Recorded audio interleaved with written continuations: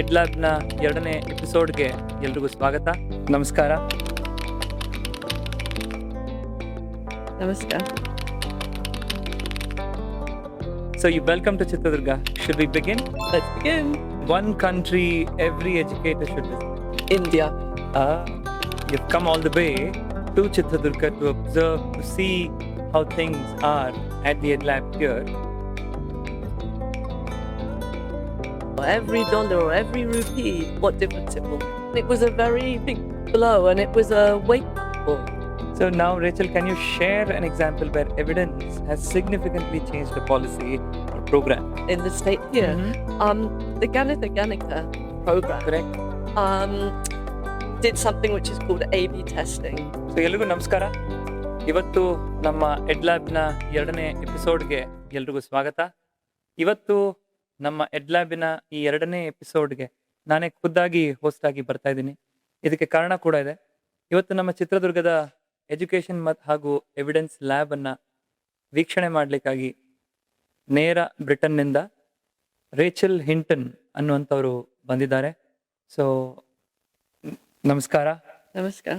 Namaskar. So ಇವತ್ತು ನಮ್ಮ doctor Rachel Hinton ಅವ್ರನ್ನ ಈ ಒಂದು ಎಡ್ಲ್ಯಾಬ್ ಎಪಿಸೋಡ್ನಲ್ಲಿ ಪಾಡ್ಕಾಸ್ಟ್ನಲ್ಲಿ ನಾವು ಮಾತಾಡಿಸಲಿದ್ದೇವೆ. ಅವರು ನಡೆದು ಬಂದ ದಾರಿ, ಪ್ರಪಂಚದಾದ್ಯಂತ ಸುತ್ತುವಂತಹ ಅವರ ಪ್ರೊಫೆಷನ್ ಅಥವಾ ಉದ್ಯೋಗ, ಸೊ ಅವರು ಕಂಡಂತಹ ವಿಚಾರಗಳು, ಇದನ್ನೆಲ್ಲ ನಮ್ಮೊಂದಿಗೆ ಶೇರ್ ಮಾಡಿಕೊಳ್ಳಿಕ್ಕೆ ಅಂತಾನೆ ಇವತ್ತು ನಮ್ಮೊಂದಿಗಿದ್ದಾರೆ. ಹಾಗೂ ಎಲ್ಲ ಪಾಡ್ಕಾಸ್ಟ್ ವೀಕ್ಷಕರಿಗೆ ಒಂದು ವಿಚಾರ ಏನಂತ ಹೇಳಿದ್ರೆ, ಅವರ ಒಂದು ವಿಚಾರಗಳನ್ನ ತಿಳ್ಕೊಳ್ಳೋಕ್ಕೆ ನಾನು ಇಂಗ್ಲೀಷ್ನಲ್ಲಿನೇ ಮಾತಾಡಬೇಕಾಗತ್ತೆ, ಅವರ ಉತ್ತರಗಳನ್ನೂ ಇಂಗ್ಲೀಷ್ನಲ್ಲೇ ತಗೊಳ್ಬೇಕಾಗತ್ತೆ. ಸೊ ಎಲ್ಲ ವೀಕ್ಷಕರು ತಯಾರಿದ್ದೀರಿ, ಕಾತುರರಾಗಿದ್ದೀರಿ ಅಂತ ಭಾವಿಸ್ತೀನಿ.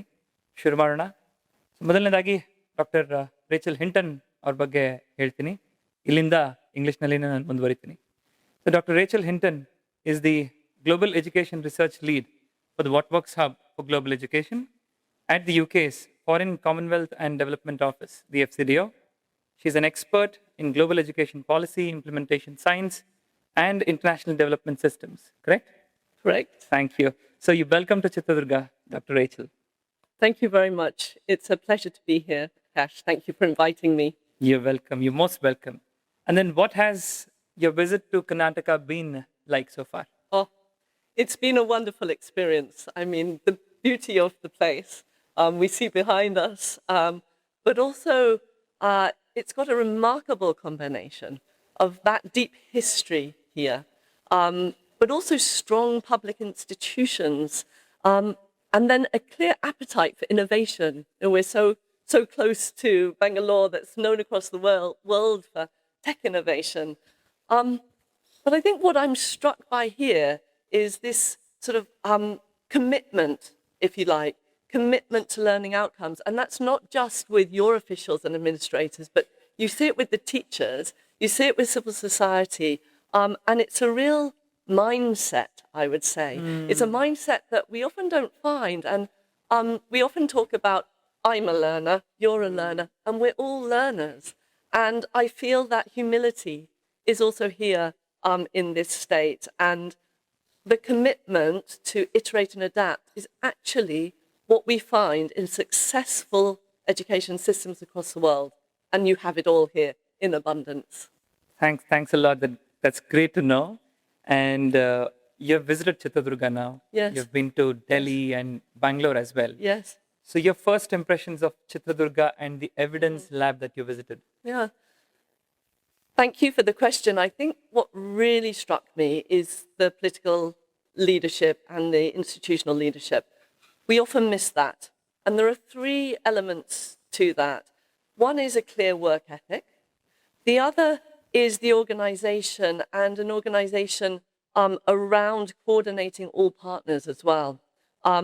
And third is an ambition, a real ambition, and for really clear learning outcomes.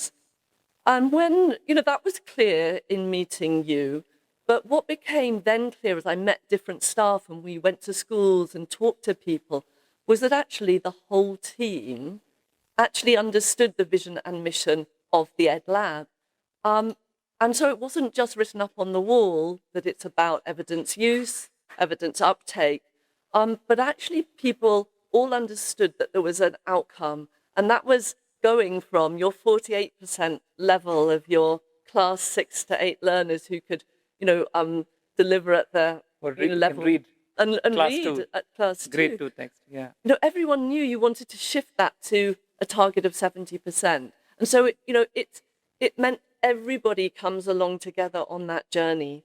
And then the process you followed really struck me as interesting. It was wonderful to come into that room and see all of those partners. And I was struck by your journey that was really systematic. You started with that survey to actually understand where you were at, understand what was taking the time for your middle managers, for your teachers.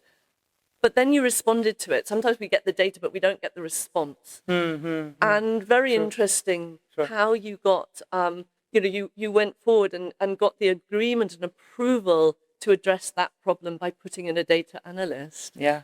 And that was quite a task. I can't imagine the political buy-in needed for that. And then I think from that, from the survey, you then looked at your, not just let's implement everything everywhere.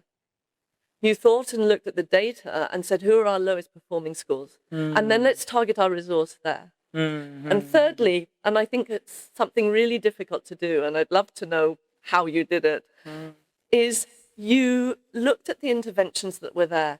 It's a very busy environment, let's say, a busy ecosystem. There's many, many civil society organizations, lots of great interventions.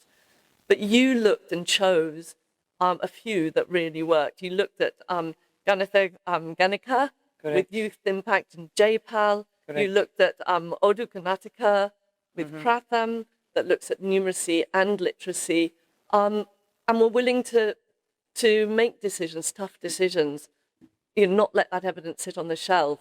I'd love to know, the fallout of that can be difficult, how you manage that. Yeah.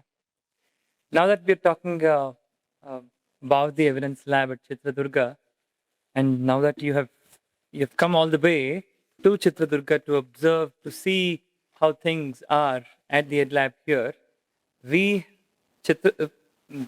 officers as well as the audience from Chitradurga and Karnataka and other parts alike, we would want to know something about you.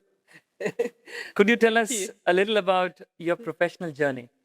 Well, you might be surprised to know that I'm an anthropologist by background, and I started my own career, if you like, as a young researcher from Cambridge University, and I was living in a refugee camp for a year and a half with the refugee community from Bhutan. This was in the Terai of Nepal. It was a tough place to live. It was hot and humid, and I was told that I could stay there if I lived, with refugee rations, not bringing in extra material goods. I then had the opportunity to work in Edinburgh University, and I did bits of work for DFID at the time. It was the UK Department for International Development. Oh, okay. And I had a unique opportunity to come and actually do a bit of work here on child labour in Andhra Pradesh. And that taught me some really interesting lessons. I learned a lot. I was traveling with a wonderful woman from ILO called Hamid Sareen, was really insightful. And it taught me that my assumptions, I was going in there thinking we need to get these children in school away from this terrible situation. And it taught me that I needed to listen to the community, and that actually what was important was that those children still brought in some income, but that we made that labour safe for them. And actually we found other ways of them getting an education that worked around the realities of their lives and their families. And then I now have the privilege of working for the Foreign and Commonwealth Development Office, and had the chance to build and develop some new research programs that brings me in collaboration with the World Bank and UNICEF and previously our USAID colleagues. And we've built programs like the EdTech Hub and the Research for Improving Systems of Education, and more recently the What Works Hub for Global Education. Great. That's an inspiring journey, Rachel, I should say. And what inspired you to work in international development and education? It's a great question, and often it's people, isn't it, who inspire you or push you. And I remember I saw a job that I really wanted. It was the one I'm doing now, and it said, call this woman. And so I called the number. It was Rob Aben, and she said, there's no way you can apply. You have to go out and do a PhD in anthropology. You have to learn a language. You have to be immersed in a new culture. When you've done that, after 4 years, you can come back and think about applying. And actually, that set me off on that journey.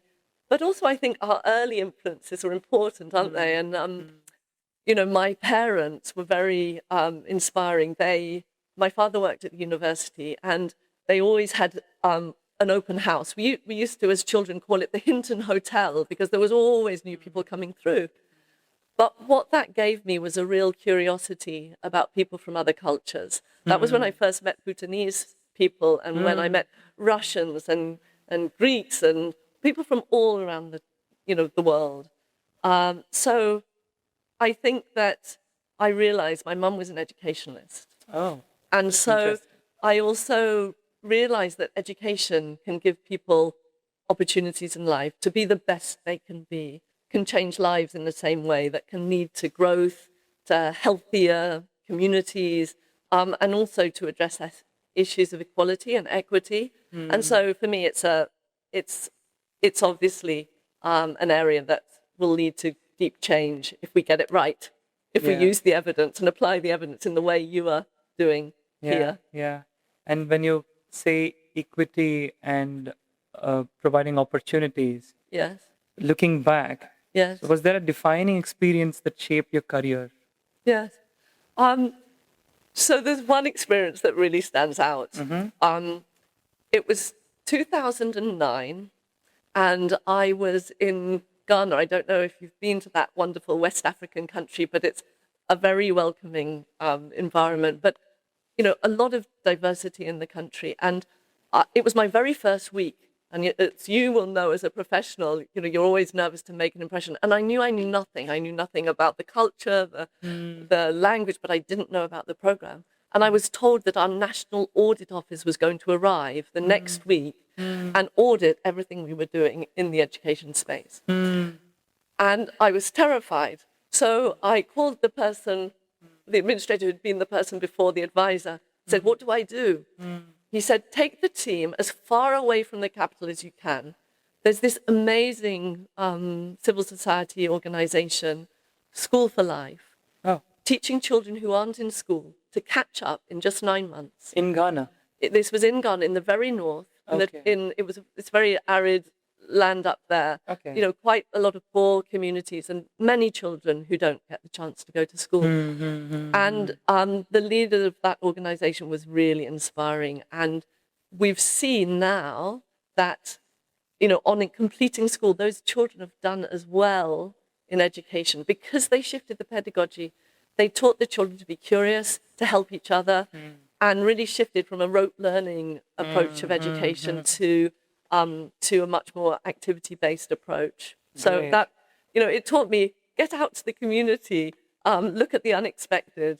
Great, definitely. Yeah. Must have traveled a lot of countries, Yes. Commonwealth, and other than that as well. So across the countries that you've worked with, what characteristics do improving education systems have in common that you've observed? Yeah.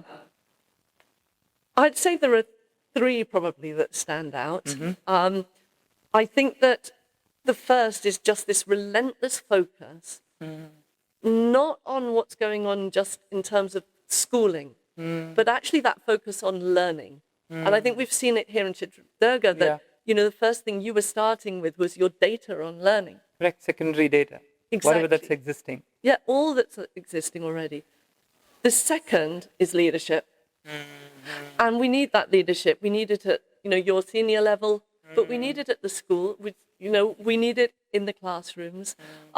We even need it with parent bodies. You know, we need strong leaders that give parents confidence to engage in schools, to hold them to account.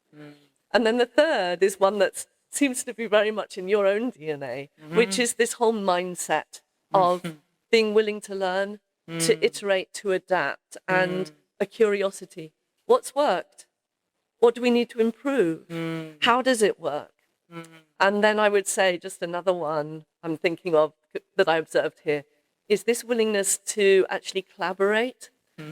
It's very easy for an organization to have a great intervention and do their own thing. But there may be 3 or 4 or 5 or 6 other organizations trying to do the same. And it's not all organizations who are willing to say, let's come together and actually take the best of each of ours and do something jointly. Everyone wants their own stamp on it, their own logo on it. And I saw a great example of that was an early childhood intervention in Ghana, which was led by an NGO called Sabre Trust, and others were then came in like Lively Minds and so on. And they've all joined together with humility to create something that now the government's taking to scale. That's unique. That's really interesting, Rachel, because coming from an anthropologist that you are, so you have observed that human touch Yes. has been extremely important. Yes. So be it the willingness, building the intent. Yes. So I was expecting technology could have been one of your answers, but you're taking the human side Yes. of interventions. Yes. That's really interesting. So what are some common myths about education reforms now? I think there are 2. One is actually on the technology one. I think sometimes people think that there's just going to be a tech solution and it will solve everything. Yeah. And that certainly isn't the case. And actually, you're very familiar with the report that came out of the Global Education Evidence Advisory Panel group, experts from around the world, called the Smart Buys report. And in that report, they try and actually make a distinction between the best buys and the bad buys and good buys. And actually, technology alone is actually a bad buy. Because if you just put laptops there without the teachers or experience or the maintenance, they're not going to last long. And we've seen that everywhere. I mean, we see that in schools in India. We see it in schools in Ghana, in Kenya. We see laptops in cupboards or unused. And then the other thing is, people often think all we need is what works, and then it's going to scale. But we know that the what works is only the first starting point. It's actually how it works and how you scale it that's really the challenge. True, certainly. Yeah. I keep saying this, some of our computer labs, when it goes without computer teachers, attracts more dust than students. So technology, as you rightly said, is definitely not the solution to everything. No. And what innovations from low and middle income countries that you've observed that deserves greater global attention? So whilst we're talking about the worries or concerns about technology, it also, there also are some really exciting innovations in that. And I think that using technology for individualized learning, which is, of course, one of the best buys, is really important, because in most classrooms around the world, we have huge diversity of learners. You have people who can read a word, children who can do that, and then others who are already reading sentences. So how do you ensure all children get what they need? And there's one amazing partner here in India, actually, Education Initiatives. Okay. And they are using technology for this individualized learning. Okay. And they're actually reaching 15 million students. Oh. I mean, can you believe that? 19 nations. Oh. So India is really the hub Expanding. of innovation. Yes. And others are wanting to learn, actually. We're just recently, NCRT, your national research body, was very generous enough to host 7 other countries with the British Council, bringing them all together to learn South-South, Nice. what works. Nice. And then as per your, say, observation, what role do teachers play in successful reform efforts? So the policy happens at a certain place, but the implementation and the actual results can be seen at the school level. So how do you see teachers in this? Yeah. I mean, teachers are not the passive recipients of the policy and the policymakers. Certainly. And I think that's often the mistake that's made. They are just the rich engine, if you like, of any change. And I've been very humbled by the work of an organisation in the UK called the Education Endowment Fund, who actually give resources to teachers for themselves to do bits of research and innovate and feed that research back into a central database. And you can go on that database and you can look and find out what works, things that teachers themselves have trialed and tested and have either worked or haven't worked or worked to various degrees. And the other organisation, I think, that treats teachers as partners is amazing. Again, an organisation that started here, Sharaf Javan, who talks about intrinsic motivation and how do you celebrate when teachers are really performing well, and how do you use, say, WhatsApp groups just to showcase good practice. So there are some great innovations of how do we really build on teachers. They are the center of the change we need. True. And so, Rachel, coming to the elephant in the room now. Now, you have come all the way to Chitradurga. Yes. And we are extremely happy and proud at the same time that we have a visitor from FCDO at our Ed Lab. Thank you. And having visited our Ed Lab, what aspects stood out to you? Oh, gosh, that's quite a challenging question, because I said before it's just been really inspiring and impressive, and meeting your team members like Manjanath or Nagabhushan, yeah, and teachers like Shweta, and going to the school. It's just been an incredible experience to see that they're all got this relentless focus on learning. And I think also, you often think of, say, policymakers being ambitious, but actually seeing someone like Shweta, who was really ambitious for her children in the classroom, that year 5 class, she had more than 40 children. I'm not sure how many pupils were there, but it's a lot of children, and she knew each and every one of them.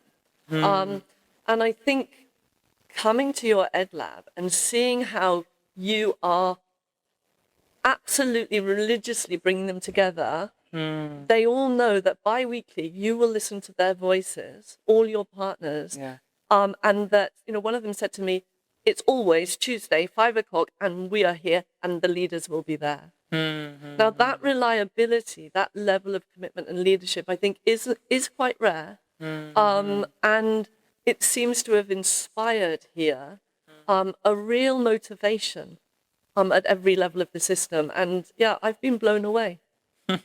Thank you. Thanks a lot. And yes, that kind of commitment was necessary, and we made it a point to be consistent. And what opportunities do you see for districts like Chitradurga to lead innovation and be an example for the state, for the country, and across all levels in the globe? Yeah, I mean, this is really interesting, and we'll need to do a podcast getting your experience, because actually we usually focus at, at a sort of bigger level, if you like, of administration, but actually focusing at the district level brings us closer to the teachers, closer to the schools. And the numbers here, of course, are huge. And I think that there's a lot of potential to share this process you've got of innovation. You're not leaving documents on shelves. You're using them, you're iterating, and you're bringing all the stakeholders along with you. I think that's really exciting. It holds great potential. Yeah, and also because at the district level, because my role as an IS officer, as a CEO of the Zilla Panchayat Chitradurga, so I work at a district level. Yes. So if I'm thinking of innovation or evidence use or setting up of a lab as such, it has to be at the district level. But in India, given the scale, it's a vast opportunity. So when I was presenting, when I was part of the panel at the CIES, one of the panel members actually was telling, given the scale, so this itself is as an opportunity, as a mine of an opportunity. Yes. Yeah. If you could take one lesson from Chitradurga back to colleagues internationally, what would it be? That's actually an easy question.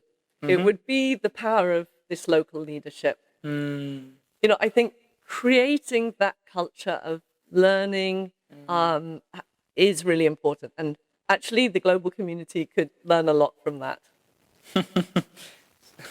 That's so kind of you. Thanks a lot. And for us, looking ahead, we have certain queries, certain doubts in us, and we would like to know your thoughts on the same.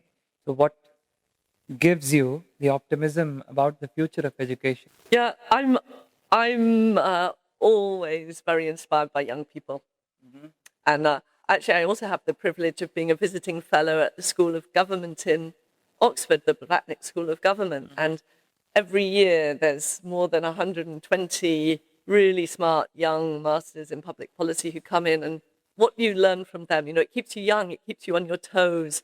But young people everywhere, and the young people here have been very impressive as well. And we know the problems with social media, but also one of the things that's really interesting is how the young use that to connect with each other and to build their own knowledge and their own networks and their own connections. And I think that we know that actually it's really important to build communication channels across the different groups of stakeholders. And I'm very optimistic that the young people of today will have the skills of communication and cooperation and collaboration that we really need and we're often missing.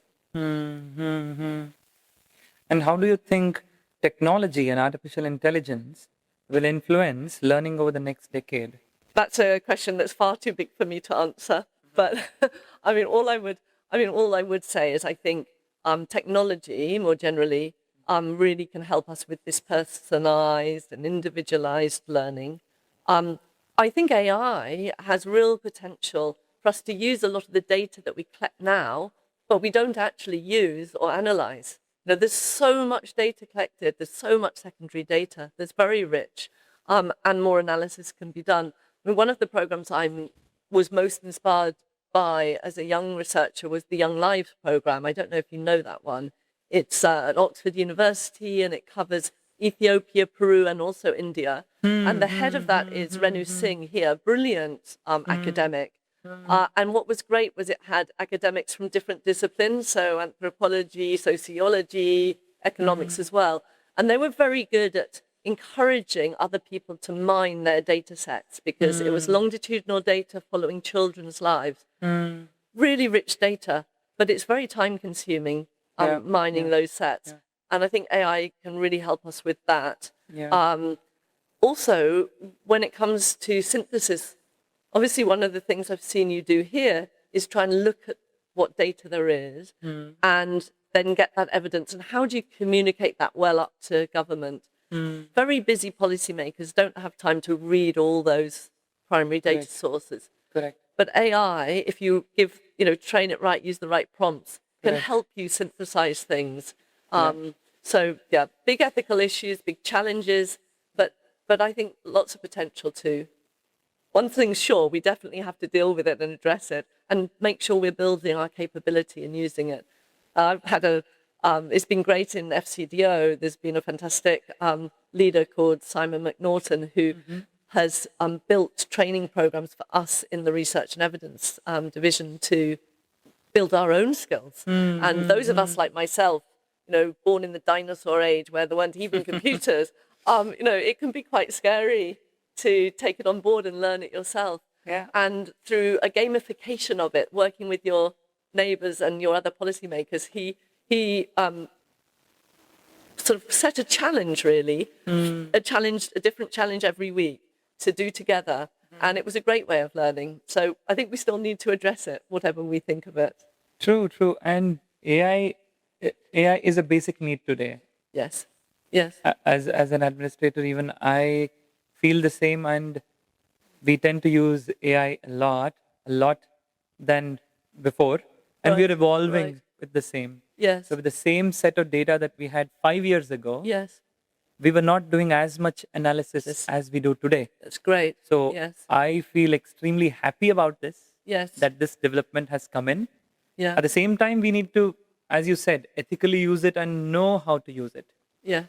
So that's definitely important. Yes. And We just had a great session actually at the Education World Forum, led by Asia Kazmi, who's a very good colleague who's doing a lot of thinking about AI and what government's capability needs are. And there's a really increasing demand for the skills within government. So interesting to hear how much you're already using it. Yeah.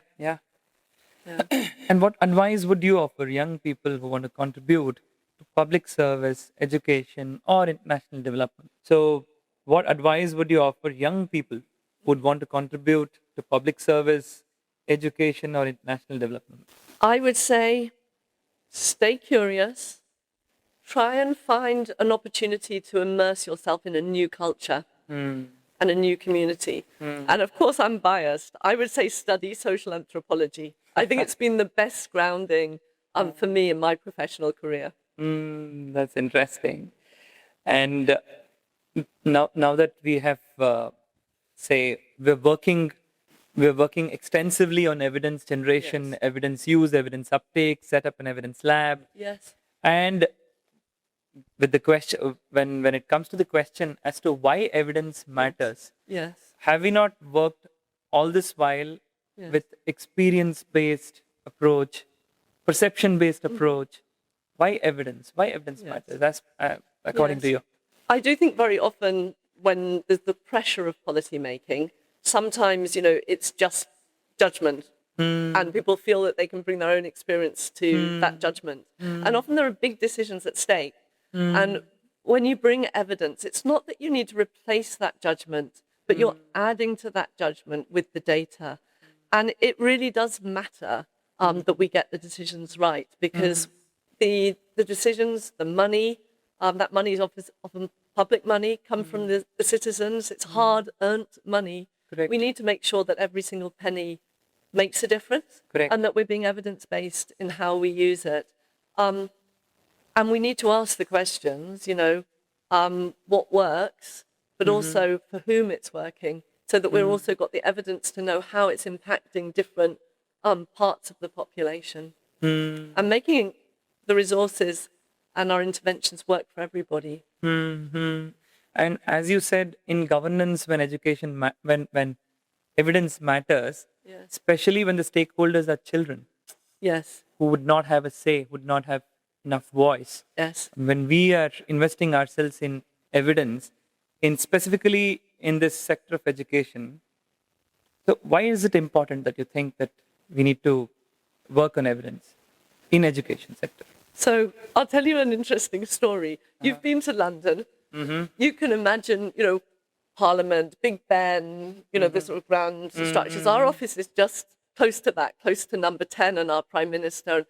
There was one day we were very excited because Bill Gates was coming to meet with our Foreign Secretary. And we knew it was at a time when we were very committed to education as a country, quite a lot of spend on that.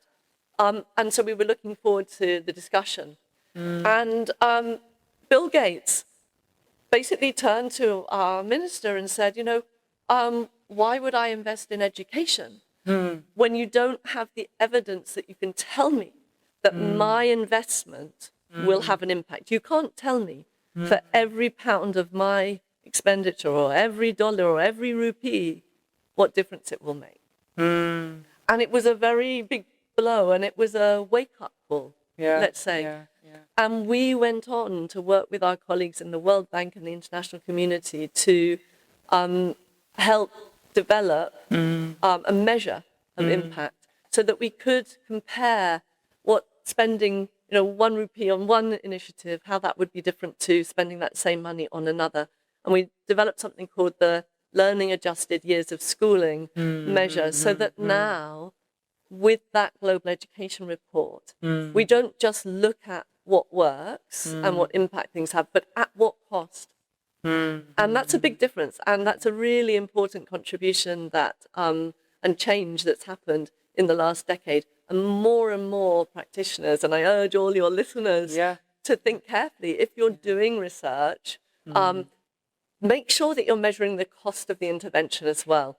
Don't ignore that. When you're the policymaker, you only have a certain budget, and you've got to make tough decisions. This is mostly in the lines of outcomes-based financing? No, not only. Okay.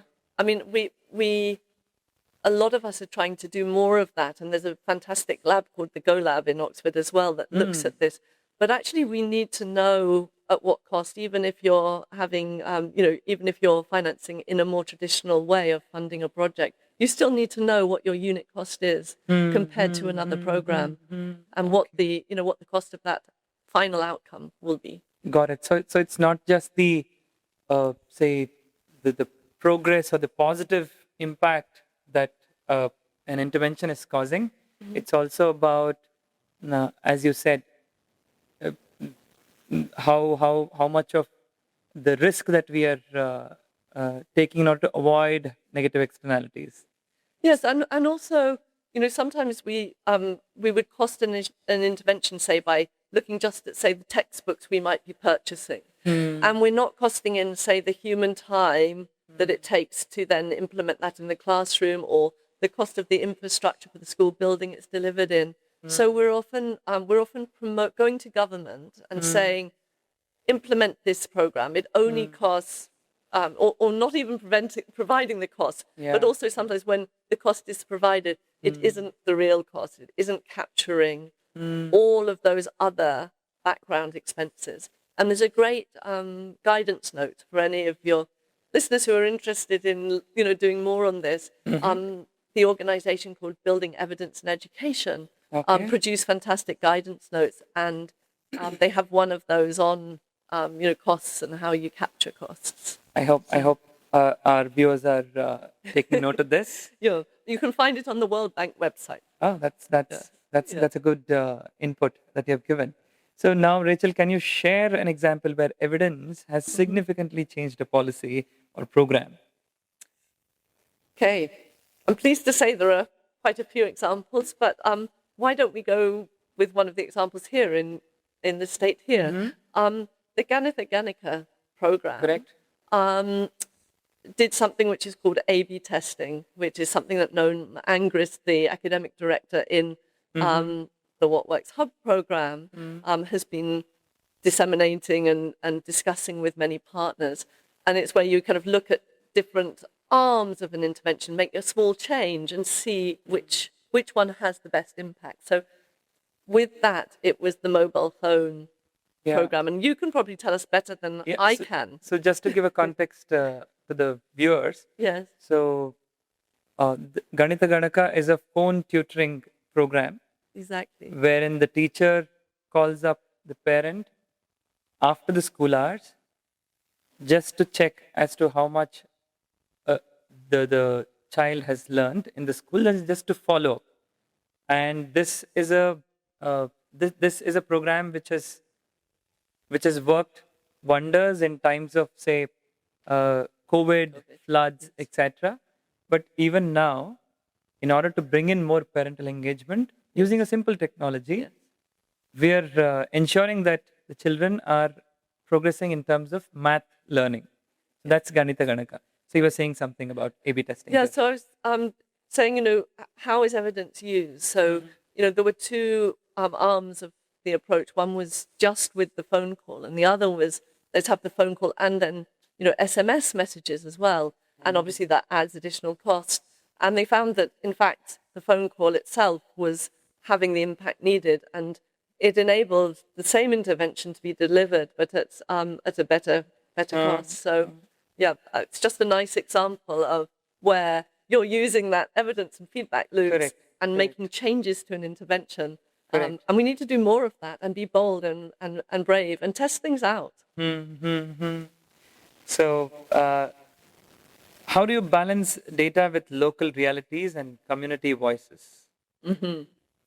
So, being an anthropologist, I care a lot, not just about the kind of, the data you might get that tells us what works, but very much about the qualitative research we can get and qualitative understanding from listening to voices, because it's only then that you can really understand why it works or how to implement things with the fidelity we need. And, for me, nothing beats staying in a community for some time, listening, learning, sitting under a tree after dark when the power relation breaks down and you have the more honest conversations about why there may be barriers to the impact we're expecting.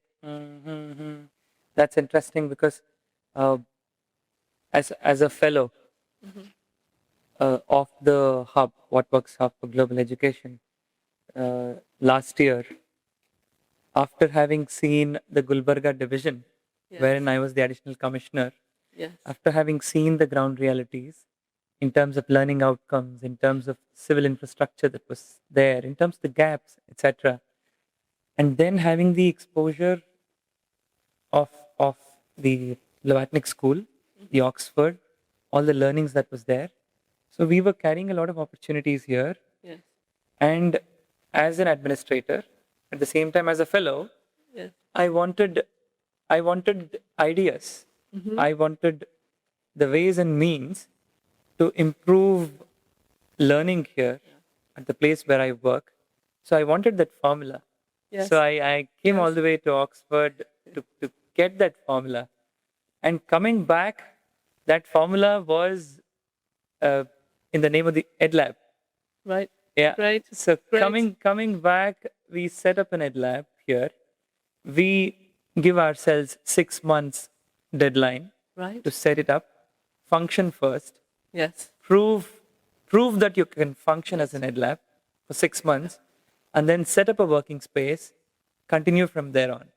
So it's been 1 year for us now.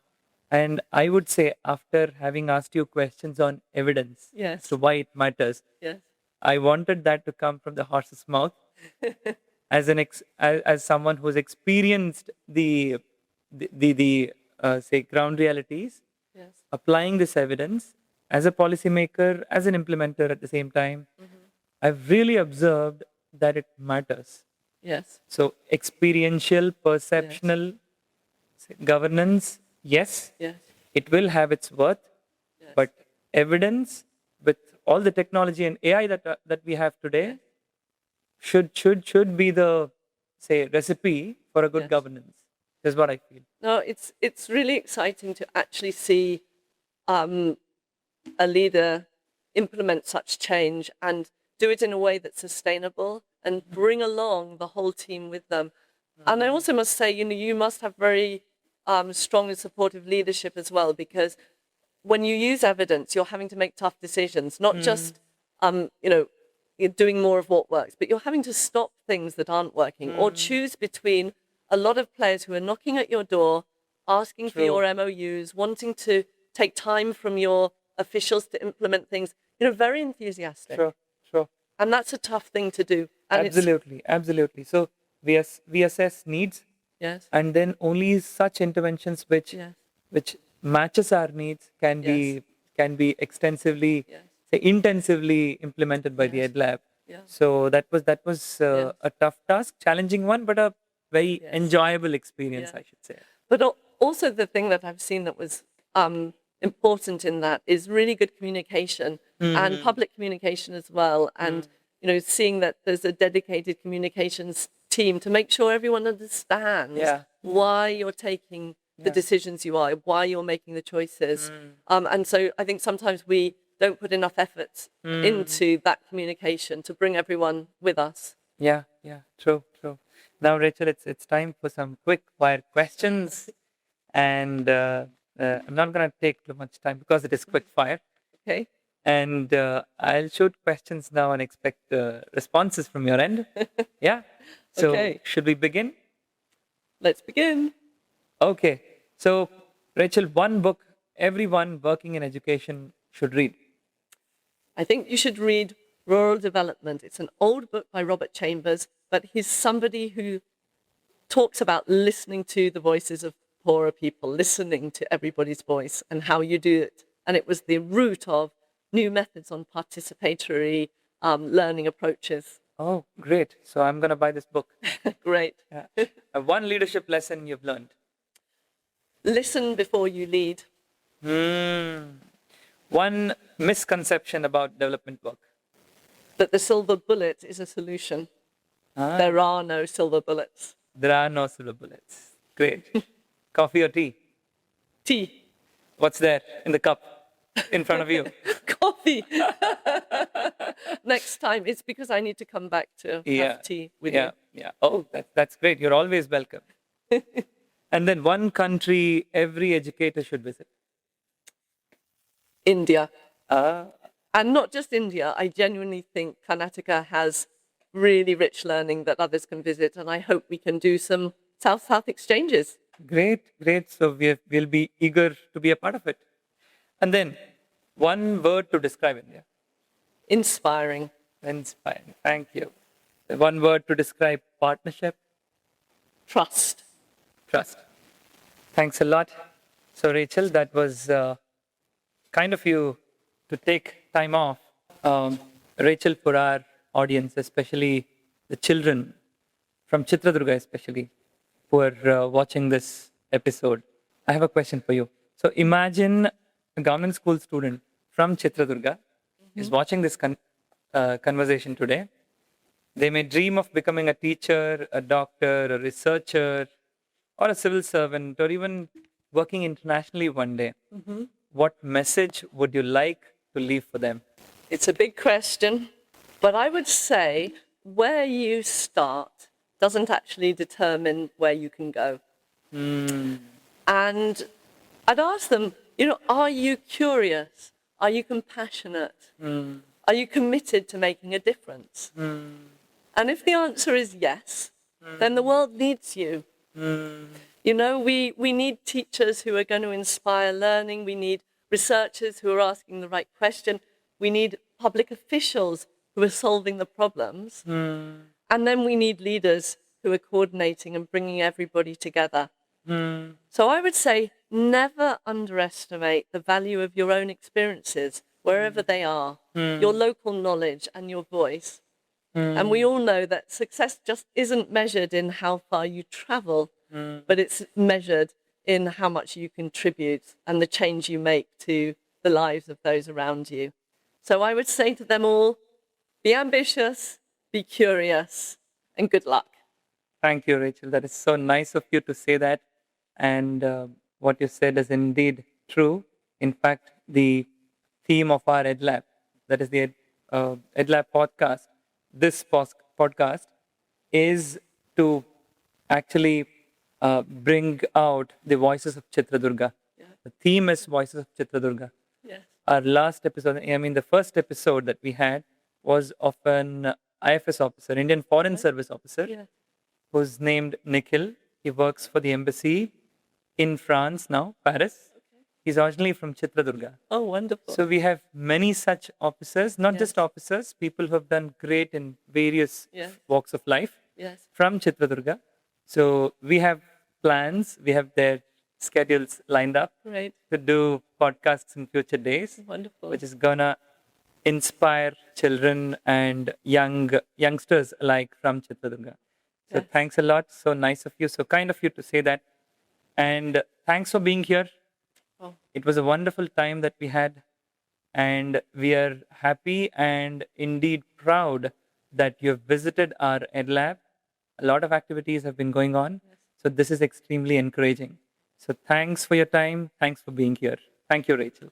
Thank you, Akash. It's been a huge privilege. And I'd just like to say to all of you, dhanavadakalu. Thank you. Thanks a lot. So ಇದು ನಮ್ಮ doctor Rachel Hinton ಅವರು. ನಾನು ಹೇಳಿದಂತೆ ಇವರು FCDO British ಕೌನ್ಸಿಲ್ಗೆ ಕೆಲಸ ಮಾಡುವಂತಹ researcher ಇರ್ತಾರೆ. So ಇವರು ನಮ್ಮ ಚಿತ್ರದುರ್ಗಕ್ಕೆ ಬಂದು ನಮ್ಮ EdLabನ ವೀಕ್ಷಣೆ ಮಾಡಿ ತಮ್ಮ ಎಲ್ಲ ಅನಿಸಿಕೆಗಳನ್ನ ಹಂಚಿಕೊಂಡಿದ್ದಾರೆ. ಇದು ಸಂತೋಷದ ಹಾಗೂ ಬಹಳ ನಾವು ಹೆಮ್ಮೆ ಪಡುವಂತಹ ವಿಚಾರ ಅಂತಾನು ಹೇಳ್ಬೋದು. ಮುಂದಿನ ದಿನಗಳಲ್ಲಿ ತಮ್ಮ ಎಲ್ಲ ಸಪೋರ್ಟ್ನ, ಎನ್ಕರೇಜ್ಮೆಂಟ್ನ, ಐಡಿಯಾಸ್ಗಳ ಮುಖಾಂತರ ಕೊಡಬೇಕು ಅಂತಾನು ಇದ್ದಾರೆ. ಇದರಿಂದ ಮುಂದಿನ ದಿನಗಳಲ್ಲಿ ನಮ್ಮ ಚಿತ್ರದುರ್ಗ ಜಿಲ್ಲೆಯ ಶಿಕ್ಷಣ ವ್ಯವಸ್ಥೆ ಹಾಗೂ ಮಕ್ಕಳ ಭವಿಷ್ಯ ಉಜ್ವಲ ಆಗುತ್ತೆ ಅಂತ ಭಾವಿಸ್ತೀನಿ. ತಾವೆಲ್ಲರೂ ಈ ಒಂದು ಪಾಡ್ಕಾಸ್ಟ್ನ ಇಷ್ಟೊತ್ತರೆಗೂ ವೀಕ್ಷಣೆ ಮಾಡಿದ್ದಕ್ಕೆ, ನೋಡಿದ್ದಕ್ಕೆ ಧನ್ಯವಾದಗಳು. Thank you. ಇದೇ ರೀತಿ ತಮ್ಮ ಸಪೋರ್ಟ್ನ ಮುಂದುವರಿಸಿ. ನಮ್ಮ EdLab ಪಾಡ್ಕಾಸ್ಟ್ ಸೀರೀಸ್ ಏನಿದೆ ಇದನ್ನ ಯೂಟ್ಯೂಬ್ನಲ್ಲಿ ತಾವು ನೋಡ್ಬೋದಿದೆ. ನಮ್ಮ ಚಾನೆಲ್ನ ಸಬ್ಸ್ಕ್ರೈಬ್ ಮಾಡಿ, ಲೈಕ್ ಮಾಡಿ, ತಮ್ಮ ಕಾಮೆಂಟ್ಸ್ನ ತಿಳಿಸಿ.